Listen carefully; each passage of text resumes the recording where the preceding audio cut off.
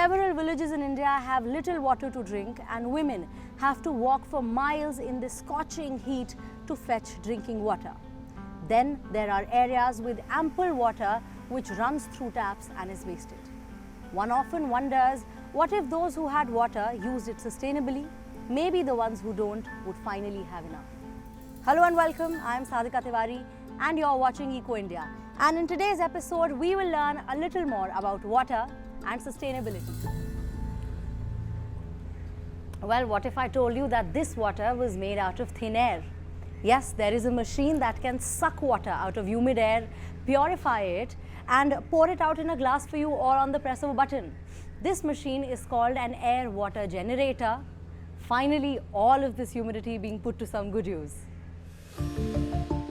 The K.R. Puram General Hospital in Bangalore is normally busy, but Sundays are relaxed. However, even without the crowd, you could still overlook the almost inconspicuous machine in the corner, which is quietly making a difference to the environmental impact of these ICU and labor wards. Water filters are common, but this one creates water directly from the air around the machine. When the air water generator came to our hospital, I was surprised to discover that it could collect water simply from the air, filter it and dispense it. It's great that modern technology has advanced in this way, and it's very convenient. This machine has shown us that we can use water even if there is a shortage. Water problems are not uncommon in Bangalore city. Vishwanath has been working on the issue for over 30 years. Water generators have been around in Singapore for some years. Now they're also coming into India. The air water generators are being used in hospitals, in nursing homes, in large community demand spaces, as well as in some rich apartments, households. Air water generators work on the same philosophy as air conditioners do. The industry is at an nascent stage. The science behind the technology is simple. At a certain temperature called dew point, the water vapor in the air condenses to become liquid water. It's then infused with essential minerals to make it suitable for drinking. We spoke to the founder of the manufacturer, Maitri Aquatech, over in Telangana state. The company says that it has so far generated 2.25 million liters of water from the air.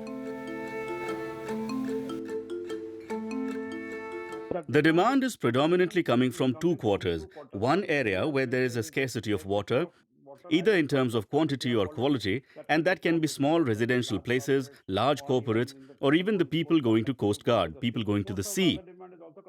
Most of the other demand is also coming from large corporations who look at it from a sustainability angle and they want to be there. The predominant water filters in these spaces are reverse osmosis filters or RO. These use either piped water in cities or groundwater as their source. Both are in short supply and can be contaminated. India's groundwater is depleting faster than in any other country on earth. In RO's filtering process, the machines reject unsuitable water, wasting up to 75% of the source water.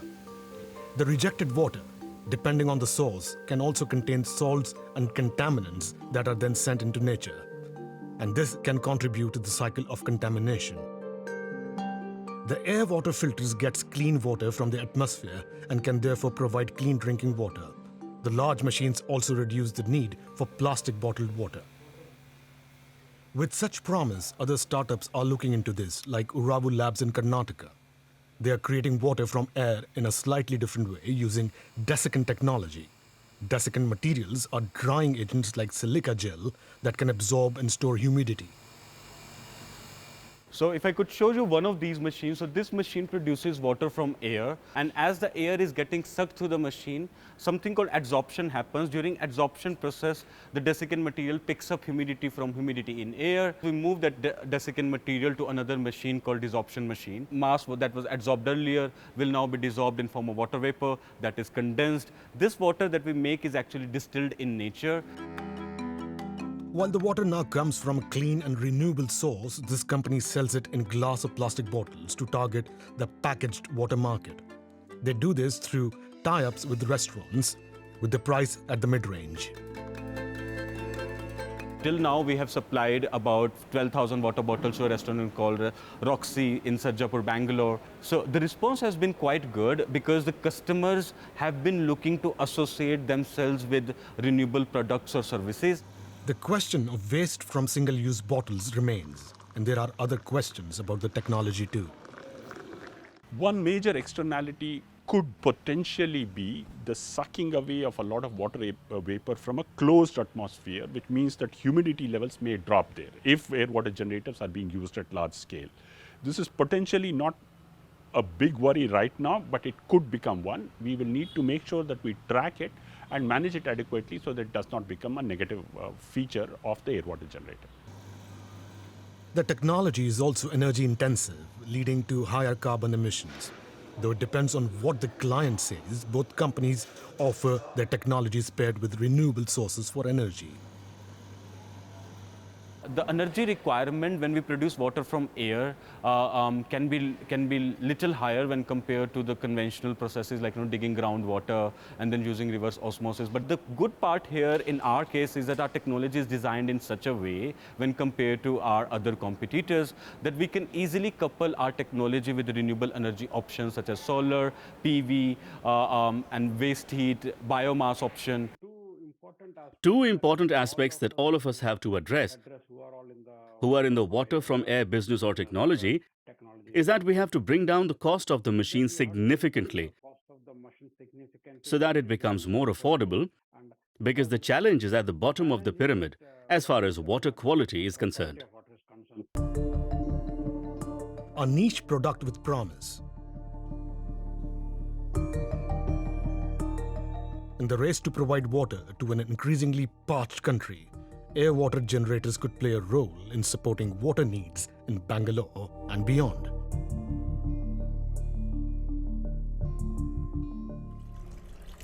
Once you leave the tap water running, the clean drinking water turns into wastewater.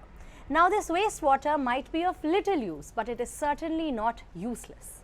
Recycling this water is the key to sustainability.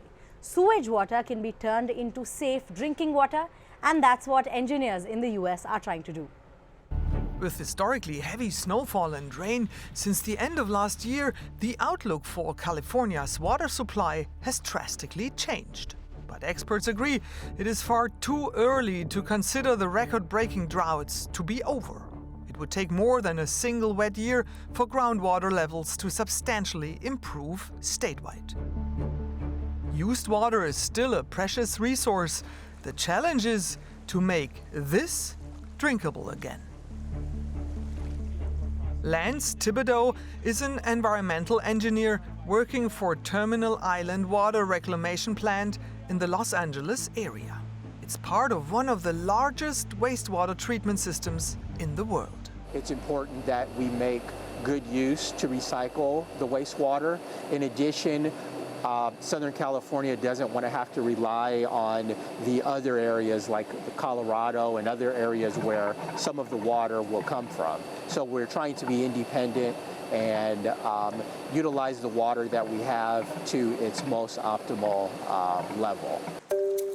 It is hard to imagine that this stinking sewage water can be treated and transformed into drinking water in less than 40 hours. Safe drinking water is a central concern statewide, as nearly 1 million Californians don't have access. That puts them at an increased risk of cancer, liver, and kidney problems. Michael Ruiz has been in the business since he left high school. As a shift superintendent, he walks us through the process of treating wastewater. We can start from the beginning. We have 2 main sewers that feed the treatment plant. And you're going to see the debris, actually what we catch first. Yeah. We do that so it doesn't impede the equipment downstream. So we kind of clean the rough. We got to clean up, we kind of clean those rags and debris, whatever comes to the sewer. Anything that you flush down the toilet, anything that can go down to the sink, food waste, papers, rags. Even found people are managed to get in the toilet, like toys come in. Do you feel a peak like during a break in the Super Bowl or something? Yes. And Thanksgiving, we get more grease. Yeah, so you're right. After the coarsest dirt has been removed, a biological cleaning process begins. It's called primary treatment. The primary effluent comes in this way and it feeds these basins, and the bacteria come here, and as it feeds on the organics that come in, and they start to work. You can see little bubbles that pop up now and then here. Yeah. And when you see those little bubbles, that's basically the transformation of removing the ammonia out of the system. These are domes made out of a light rock material with fine pores through which air is pumped into the basins. The microorganisms like fine bubbles. They can't have big bubbles. That way they can absorb the air more readily. They don't have to work as hard. So you want to make a good environment for the bugs, bacteria to survive. You want to keep them happy, all right? And because this is the heart of the treatment. We're basically taking what nature gives us, we're just making it much quicker. During every shift, water samples are tested to see how many solids have dropped down. Some of these solids, which are mainly made of bacteria, will be pumped back into the sewer to keep the biological process going. We have kids come here, I like to tell them that, the bugs have done a lot of work for us, and they come in here and basically we let them go to sleep. They want to go down and we'll settle out, right? And so what happens when they go into this pump? Well, they wake up. And when they wake up, they want to eat, right? That's what I tell them. So when they go over there, they're hungry. They want to eat again. So that's what's happening here. It is hard to imagine that it only took a couple of hours to change the stinky brown sewage water into this. What that mixture becomes looks like this. You see the clarity? After more filtering and some treatment with chlorine, the water is basically good enough to be sent to rivers or used for agricultural or industrial purposes. But to make it safe to drink, a more advanced process is needed. After the conventional treatment, the water receives advanced treatment. That consists of microfiltration, reverse osmosis, and an advanced oxidation process. During the microfiltration, the water is pumped at a high pressure through semi-permeable membranes. This removes the suspended solids and some viruses. Then the water gets pumped at an even higher pressure through the reverse osmosis membranes. And then the final step is the advanced oxidation process. In this step, UV light and also sodium hypochlorite are used to create hydroxyl radicals that destroy any remaining constituents of emerging concern and pharmaceuticals. By the end of 2024, this plant will be utilizing 100% of the wastewater. Other plants throughout the city of Los Angeles will need 10 more years until 2035 to reach that goal. After less than 40 hours of treatment, sewage is recycled into safe drinking water. So just thinking back what I saw a couple of hours ago, and this is how it looks like now, so I'll give it a try.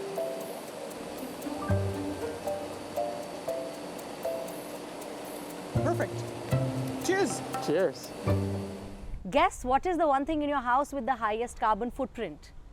Well, what if I told you that the carbon emissions to ensure tap water in your house are comparable to the aviation industry? Shocking? Well, that's probably because the electricity used to ensure this comes from not very clean sources. But what if we can produce electricity from the potential energy in this tap water? Water is the greatest moving mass on Earth with huge energy potential. Hydropower is a cornerstone of low-carbon energy generation. But dams have become bigger and more controversial. Yet the water pressure in our pipes goes mostly untapped. So how does water get to our taps in the first place? The conventional water supply system brings the water from the source, treats it, delivers it to people. In majority of countries, comes out of your tap, then it's taken away, it's treated, then put back to the environment. This is Nevsha Ajami. She and her team have examined the research on in-pipe turbine technology. This process is very energy intensive. You need a lot of energy to move water from location to location, to treat it, to distribute it among people. Some cities are lucky and their water comes from higher altitudes, so gravity does most of the job and less energy is needed to transport it. But in Berlin, London or Delhi, for example, the water supply system relies on pumps. And in some countries in the Middle East, the water needs to be desalinated first. That absorbs 4 times more energy than conventional water infrastructure. We also need a strong water flow so that it doesn't take 10 minutes to fill a pot. If our water doesn't come from reserves at higher altitudes, we need pumps.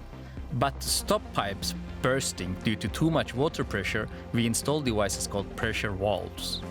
They basically remove the excess pressure. That is where all the juicy energy is wasted, and where in-pipe technology can come in. A turbine in the pipe could convert that excess pressure into electricity. You know what happens when a turbine spins, right? It generates good old electricity. Let's find out how this works in principle. I'm setting up a little circuit to connect different gadgets to harness the electricity generated from this tiny water turbine. I can charge a battery, run a motor, turn on a light, and charge my phone with it. This is, of course, just a tiny water turbine. We can install bigger ones wherever there is an abundant water flow. The energy that can be created depends on the turbine as well as the amount of pressure in the pipes. We really don't have a solid number to say this is how much energy we can generate. But the reality is, we, across the world, the way we have built our water systems, water is moving from location to location, and it can potentially be used to generate energy. Different studies give different estimates. One report for the US Department of Energy estimates that in-pipe turbines could produce 1.41 gigawatts of electricity across the US. That's quite a conservative estimate. It would be enough to power at least 1 million homes in the US or more than 10 million in India. Yes, a house in the US uses 10 times more than one in India, but that's another story. Other studies are more optimistic. Alden Research Lab from the US says up to 43 gigawatts of energy per year could be harvested in the state of Massachusetts alone. If water companies created their own energy using their infrastructure, the price of water could drop. Another great piece of news is that these turbines can be retrofitted without harming the environment. The operators love it. We're powering EV charging stations. This is Greg Semla. His company has been charging cars with in-pipe electricity. How cool is that? Yeah, I mean, the biggest challenges that we have is that it's new. And so with anything that's new, people always want to understand what its impact is on their operation. But whenever I do a presentation or whenever our team is presenting to people who are knowledgeable about water distribution, they get it. They get it immediately. Obviously, cost is another thing, and these new systems are not yet incentivized in many places. People can recover the cost in a couple of years or in less than decades. That's what we have seen. Obviously, it depends on the scale of the project, as I said, the cost of electricity. But then again, you need to have enough upfront capital to be able to invest in these systems and then have time to recover them. This might be tough for small businesses, but municipalities and big companies have a responsibility to step up. Countries in the global south have a great advantage as they are currently expanding their water systems. India is the world's largest consumer of groundwater, and most of its cities don't have constant running water at the moment. But the country is planning to invest hundreds of billions of dollars to provide its huge population with pressurized water 24/7. Some cities are already on board with this technology. Take Portland, Oregon, for example. They are harnessing the power of in-pipe water to light up their streets and power essential public infrastructure. And the eastern Turkish city of Diyarbakır is already generating 2 million watts of electricity and selling it to the local grid. And it doesn't stop there. San Francisco, Manisa, Cape Town, they are all catching on to the potential of the untapped energy flowing beneath their streets. You could say that in-pipe technology is an energy hero with a low profile. It makes the most of what's already in place while reducing our reliance on fossil fuels with zero to very low environmental impact. Several villages in India are facing drought-like conditions and severe scarcity of water. This comes with grave consequences for the local communities and for the ecosystem. Europe too is witnessing falling water tables, and this has its own consequences like we see in northern Italy. Chief, as he's known to the locals, is a familiar face at Lake Garda. Giancarlo Fucina has been ferrying tourists over Italy's largest lake for 40 years. But never before has he seen the lake like this in spring. Where there once was water, now people can walk to the island.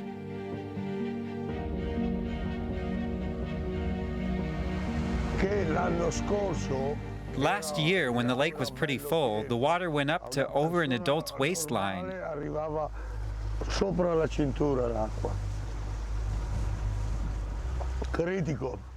The situation is very serious. All we can do is wait and hope it'll rain for a month and make the water level rise again. Bad news for his water taxi business. At least 40% of the people prefer to cross on foot.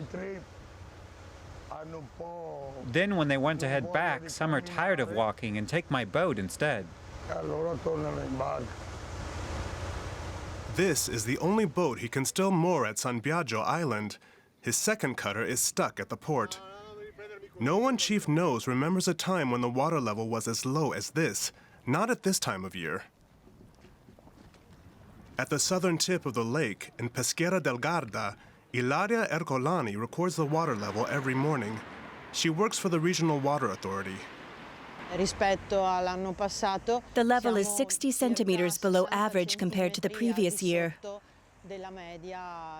Around this time, we're normally at 1 meter and 20 centimeters over the defined 0 point. This year, we're at just 47 centimeters. With so little water, the power plant a few kilometers down the river has stopped too. Just beyond it lies the Saglionse Dam. From this spot, Ilaria Ercolani controls the water flow from Lake Garda. From here, I can see the locks and check that nothing is blocking the barriers. Everything's fine here. She opens and closes the locks. This water is supposed to flow from here onto the fields and farmland south of Lake Garda, but there isn't enough of it now. We normally don't reach this level until midsummer. I'm trying to do the impossible. I have to strike a balance between the needs of residents living along the lake and farmers in the valley. That's no easy task, and the stakes are high. Last summer's heat wave cost farmers 6 billion euros. Just east of Lake Garda, near Soave, farmer Moreno Cavazza is very worried about another drought. The fields are almost dried out now already. You can see it just by the dust that gets kicked up when we till the soil. The current situation presents farmers like Moreno with tough decisions. It's actually time to plant crops, but I don't even know what I could plant. Corn, for instance, takes lots of water. But I don't know if we'll have enough water from the irrigation system until harvest time. We're clearly seeing the effects of global warming. The farmers and regional government have taken one first step. They used EU funds to renovate and seal the first section of the water channel. This channel is over 48 kilometers long and waters fields and meadows throughout the region. Once the work is completed in 2 years, we'll save about 150 million cubic meters of water a year. That means more water for our fields. According to an Italian research institute, 50 days of continuous rain could change the situation. But the weather forecast is predicting sunshine over the coming weeks at Lake Garda, meaning Chief and his water taxi aren't the only ones who might face a tough summer. Water really is something that we can often take for granted. But obtaining it and using it sustainably is very important. And today we learned about several ingenious ways of doing the same. But you let me know, what did you like the most about today's episode and what would you like to see more of? You can email us or write to me directly on my Twitter. I will see you next week. Until then, take care. Goodbye. Namaskar.